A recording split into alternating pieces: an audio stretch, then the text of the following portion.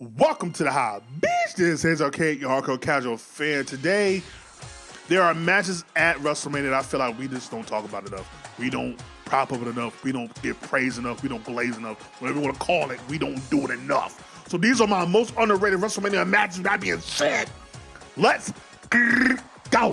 So we're going to start off with Jeff Hardy versus Matt Hardy, WrestleMania 25, Extreme Rules.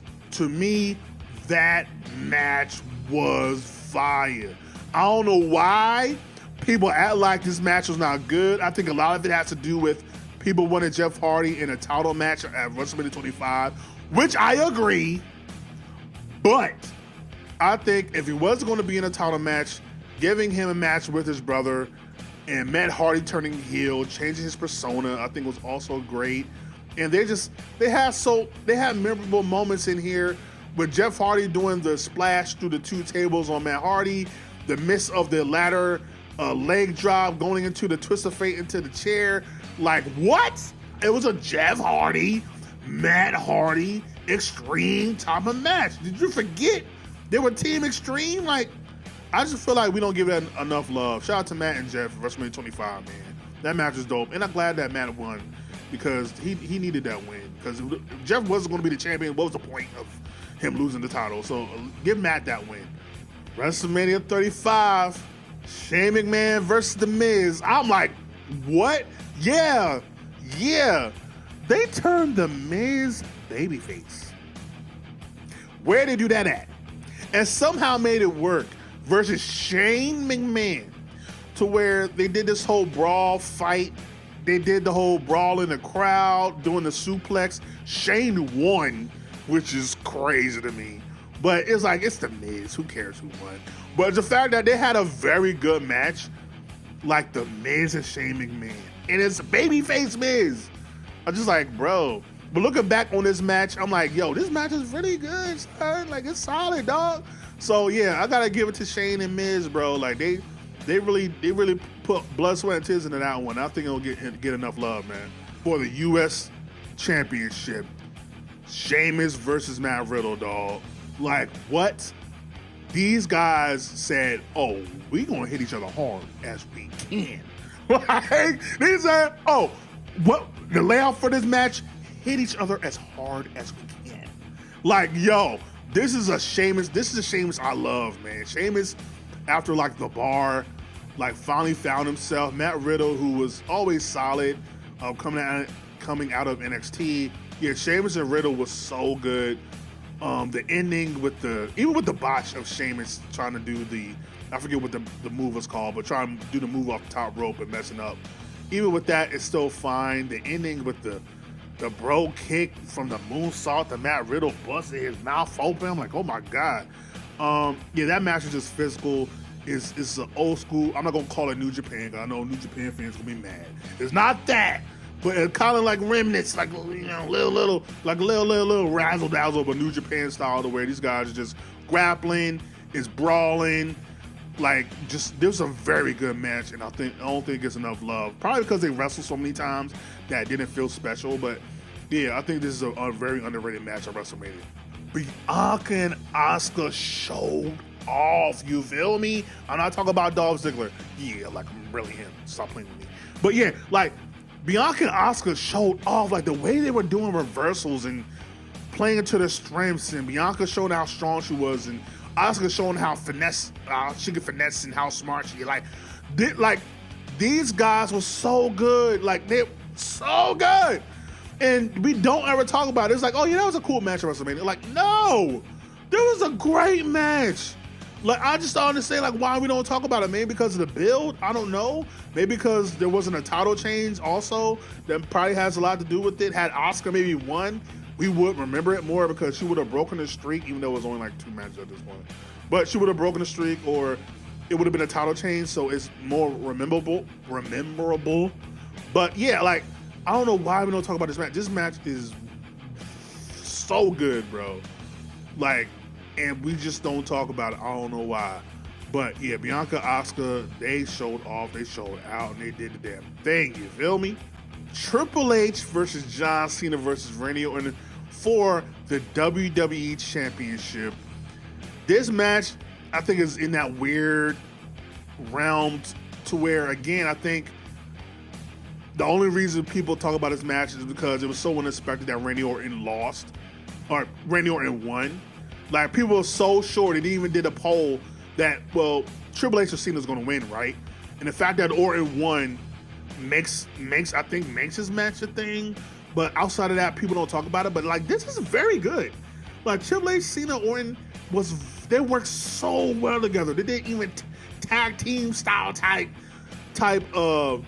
moves and intertwined moves, and for some reason we don't talk about it. Why don't we talk about it? Like, I understand you had the main event with Edge and Taker that was very good. You had the retirement match of Shawn Michaels and Ric Flair. You had CM Punk winning Money in the Bank, which is unexpected. I understand all that, even Floyd and Big Show, like, that was dope. I understand that, but like, why don't, like, this match is really good, and I think it was the perfect call to have Randy Orton retain the title. I don't know why we don't talk about this match. It's only like 15 minutes. It's not even that long of a match, but it's a very good match. Like, I just don't see people talking about it when it comes to like title matches at WrestleMania. Or I just heard Seth Rollins talk about the most important triple threat at WrestleMania. Now, this is not the most important triple threat at WrestleMania. I think that's probably like the women's triple threat at 35 or something like that. But even that, this match is really good. Cena and Triple H, a lot of people felt away about them. I understand, and I did as well. But even Randy Orton at times, like, three of these guys have a lot of baggage in regards to what they bring in the ring. But this particular night, they brought it and then some.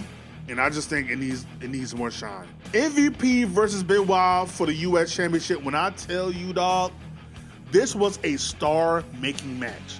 When I say during this time in real time, MVP was just a guy to me. Like, he was great on the mic. He was a great persona, but I'm like, we've seen a lot of personas in the WWE that just wind up being personas. But I did not know MVP was like that. Like that. When he went against Benoit at WrestleMania 23, and he was reversing almost everything Benoit did, and the commentary was like, what the hell is going on? Like, who was this MVP dude? Like, he just reversing everything. He had an answer for everything. Like, he was just outsmarting Benoit, out-wrestling Benoit, doing submissions. I'm like, what the fuck? Like, yo, I do not understand how MVP didn't win here. But this match is so good, even though it's only like 10 minutes. Like, it's not even long of a match. But this is such a star-making performance that it made me notice MVP here. And this is the same guy that just a few months earlier got put on fire. And that didn't even do nothing for me. I'm like, okay, whatever. But this match, but the match between MVP and Benoit, I'm like, bro, this was freaking awesome, dog. And again, it was only like 10 minutes. And even though I felt like the wrong person won, like, MVP showed out here. And Benoit, say what you want. Literally, you can say what you want. But Benoit made sure to make MVP look like a star here. And he did. So they did a phenomenal job here. But Evolution versus Rock and Sock Connection, dog, bro. The Rock and Ric Flair steal the show at WrestleMania 20 at MSG. They're like third match on the card. Like, it's not even, The Rock is like third on the card, which is crazy. Like, that doesn't happen. But he loved Mick Foley so much, he like, you know what? I'm coming back. If I'm gonna come back, why not do this, right? And I feel like this match is really solely just to put over Randy Orton. But even with that being said, Ric Flair, who never really got shine at WrestleMania, he was always being Triple H's little side chick. So he never really got shine. Here in Madison Square Garden, he said, oh, I'm getting shine today. Like, him and Rock said, oh, we're just going to have fun. This match was. But yeah, it was so physical. Batista, the little parts he had was dope. Randy Orton, Mick Foley getting into it, continuing their feud. Like, yo, this match is such a feel-good match, even with the winner being Evolution. That's how good this match is. And maybe that's why I feel like it's not brought up as much as it should be. But yeah, Ric Flair doing the people's elbow, and then the Rock nipping up, and then doing the Ric Flair strut from the people's elbow. It's just like, bro, like, perfection, dog. Like, I don't care that Randy Orton won. I don't even care, dog. It's just so much fun, entertaining. I love this match, and it doesn't get talked about enough. Bad Bunny, who is one of the biggest stars in the world, like legit, one of the biggest artists in the world, comes into this match and says, "I'm working most of this match," and we're like, "What?"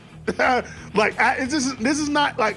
It'd be different if it was like on a Raw or random SmackDown or B-level pay-per-view. At WrestleMania, the first crowd WWE would have for like damn near a year. And Bad Bunny said, "I am putting my wrestling boots on. I'm training for months and months and months. But look like I'm a pro." I've never seen anybody first match out the gate look like a pro the way Bad Bunny did. And the fact that he works that entire match versus Miz and Morrison with Damian Priest, like, go get to the match. Miz and Morrison rap down to the ring with bunnies in the ring, hopping around. I'm like, I can't take this serious. And then they have the match that they do. Like, I'm just like, bro, nobody expected Bad Bunny to be as good as he was. The way they laid the match out, I'm like, this is genius. This is so genius. Who would have expected this? And you look back on it, was it just nostalgia glasses, even though it was only like 4 years ago? No. Look back at that match, it's still just as great.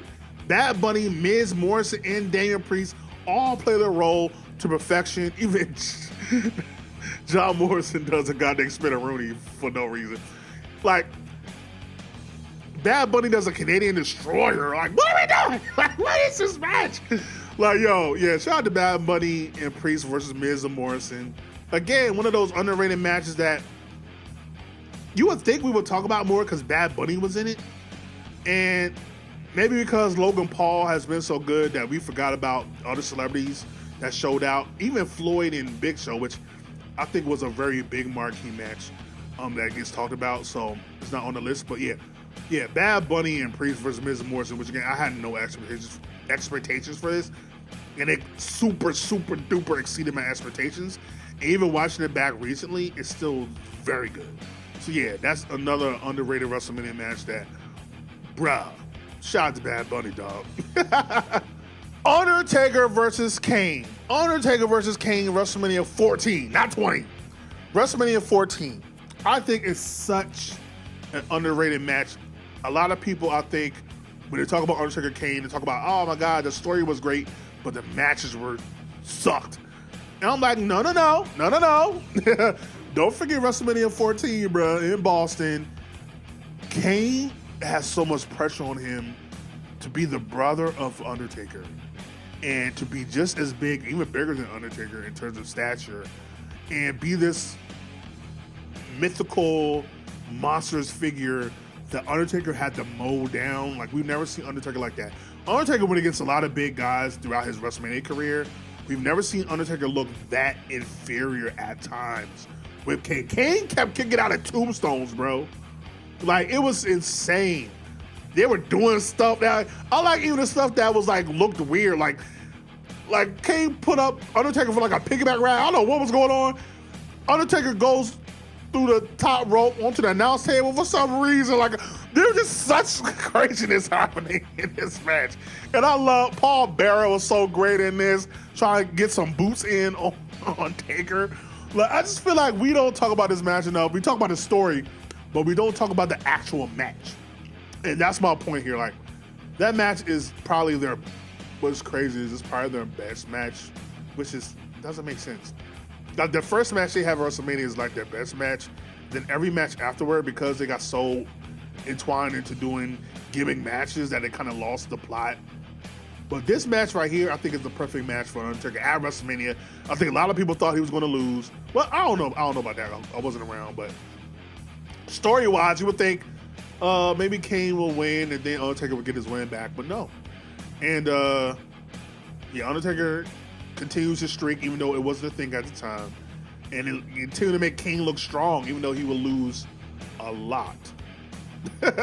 But yeah, Undertaker, Kane, I think is definitely underrated. The story is great, but we don't talk about the actual first match enough.